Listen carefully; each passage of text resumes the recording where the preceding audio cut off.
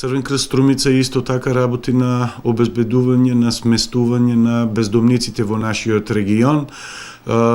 Имавме оваа недела посета на господин Киро Пасков од Дражево, каде што на два пати го имаме посетено.